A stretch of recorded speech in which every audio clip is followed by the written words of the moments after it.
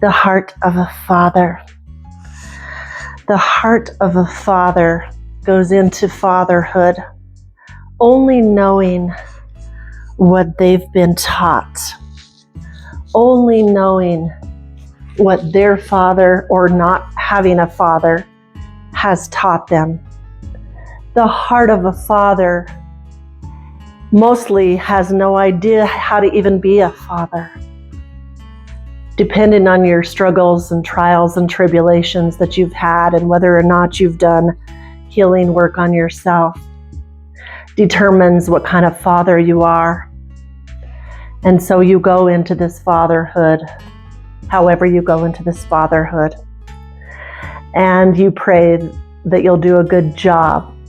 And depending on whether you're healed or not, depending on what vices you have or not, whether you drink, whether you smoke, whether you do drugs, what kind of relationship you have with the baby mama, kind of depends on how you will be as a father and financially and so on, and your beliefs. You see, we get an opportunity as fathers. Just know this is a channeled message for the fathers. So I'm just simply the vessel that's allowing to get to you today. So whoever sees this is meant to see this today on Father's Day and whenever you see that.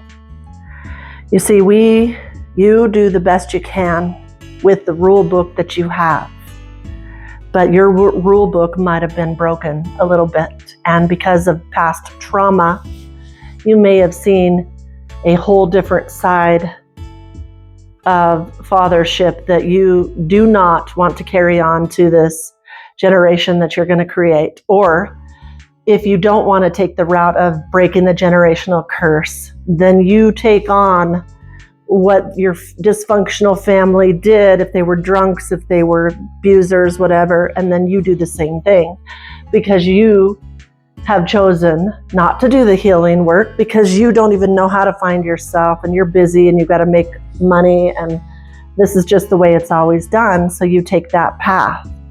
So that's why there are functional families that are, ones that are done the healing and they raise their kids the way that they see fit with rules and values and learning to tap in. And then there's others that say, just do as I say, not as I do.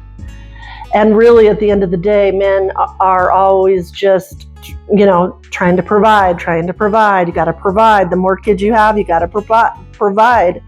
And your days become just working, coming home and eating, watching a show, and working and coming home, watching a show. It's really kind of gets to be like this robot-y routine.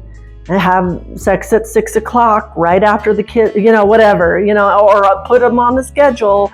Frank, I need to do Frank Wednesday, Friday, and Sunday, he says. Okay. So I got to put that on the calendar so that I don't have all these, the wife says.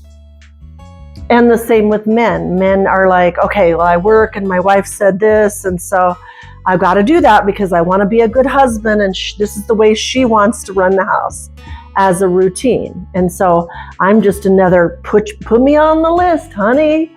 Don't forget to put me on the list, honey. I have needs here. I don't want to just sit and masturbate. I'm married, so I should get it whenever I want it here. And men are just kind of that way. They're just, sex and food and a good job. And kids are just there that they have to pay for. And some are interactive and some are just like, I see you, I'm paying for you. And they base their affection and things that they do based on that they're performing. They have the job, they are doing all that. So I say to you today, fathers, the heart of a father, you have a choice to be any kind of father that you want to be.